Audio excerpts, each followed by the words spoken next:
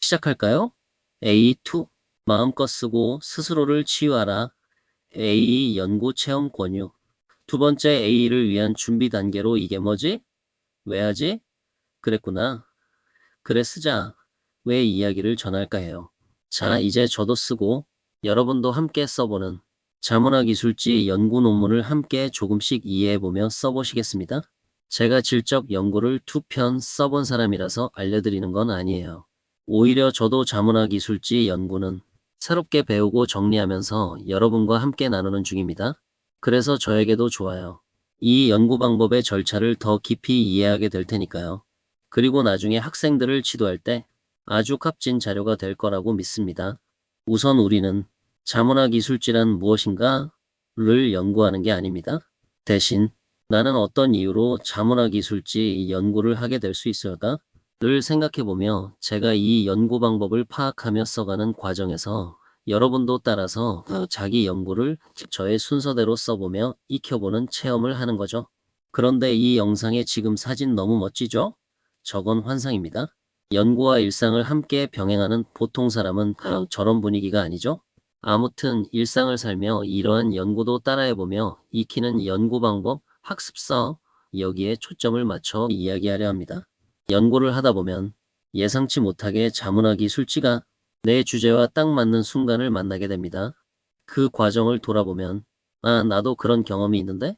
그렇다면 나도 자문화기술지 연구를 해볼 수 있겠구나 하고 연구 방향을 잡을 수 있습니다.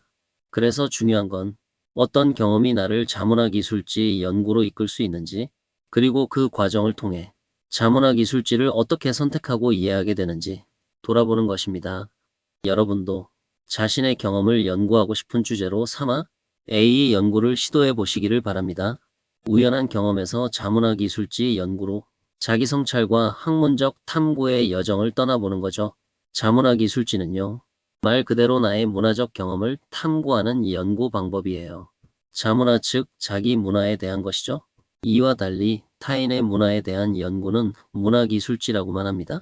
문화기술지는 타문화 혹은 타인을 대상으로 하고 연구자와 연구 대상이 달라요. 객관성과 중립성이 강조되고 연구자는 외부자 관점 에틱에서 문화를 해석하죠. 반면 자문화기술지는 연구자 자신이 연구 대상이에요. 연구자와 연구 대상이 같아요. 연구자의 주관성과 성찰성이 강조되고 연구자는 내부자 관점 에믹에서 문화를 해석하죠. 에믹과 에틱이 헷갈린다면 그 차이를 에믹의 M과 에틱의 T 소리에서 느껴보면 돼요. 에믹의 M을 발음하면 입술이 닫히고 소리가 몸 안에서 울리죠. 하고요. 반대로 에틱의 T는 입 밖으로 튀어나오듯 소리가 터져 나옵니다. 해보세요. T. 이처럼 에믹은 내부의 울림, 에틱은 외부의 울림으로 구분하면 기억하기 쉽습니다.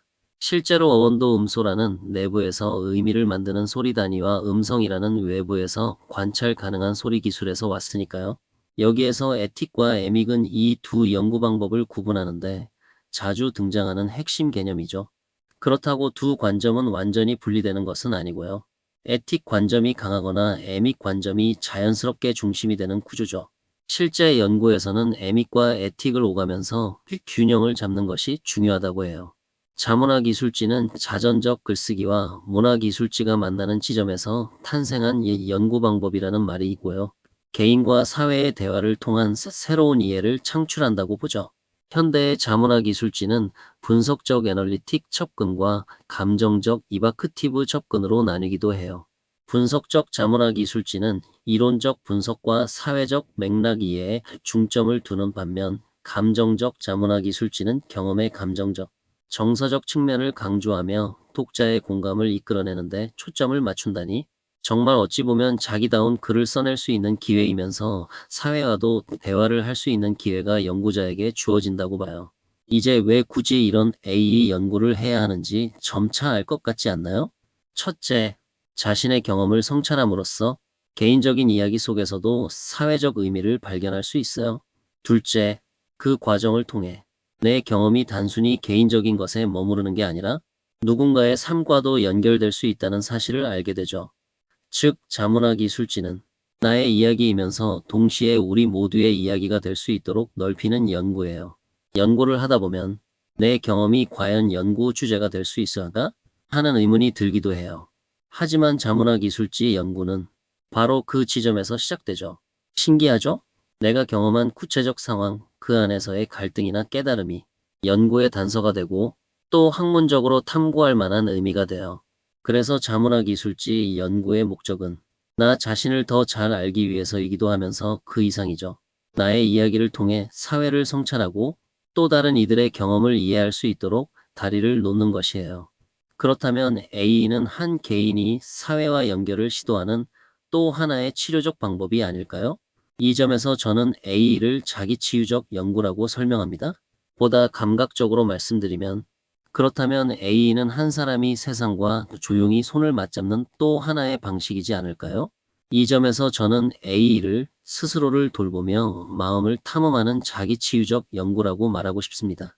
A가 분석적 접근과 감정적 접근으로도 나뉘니까 제가 더욱 격정적으로 써보면, 그렇다면 A는 한 사람이 세상과 맞부딪히며 온 마음을 던지는 또 하나의 치열한 몸짓이 아닐까요?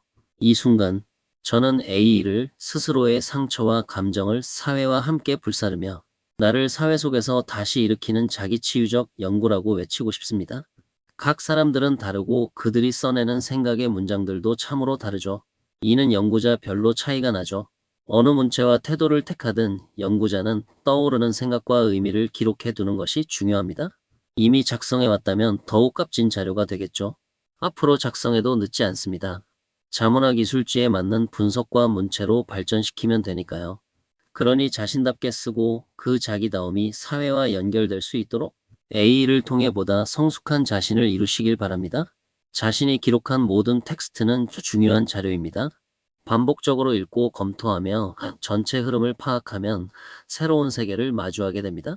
자료에서 반복되는 패턴, 주요 사건, 중요한 감정을 코드화하고 이를 바탕으로 더 넓은 주제를 도출할 수 있습니다. 도출된 주제를 사회문화적 맥락과 연결하고 관련 이론과 개념으로 해석하면 개인적 경험 속에서 자신이 진정하고자 했던 말의 사회적 의미를 발견할 수 있습니다. 저는 이것을 심리치료의 초기 성과라고 생각합니다. 여기에 성찰적 비평과 재해석을 더하면 자가치유적 성과가 깊어집니다.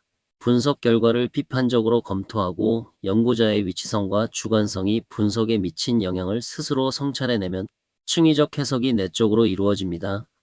즉, 경험의 표면을 넘어 그 아래 숨은 문화적 가정, 사회적 규범, 권력 구조까지 살펴보는 방식입니다.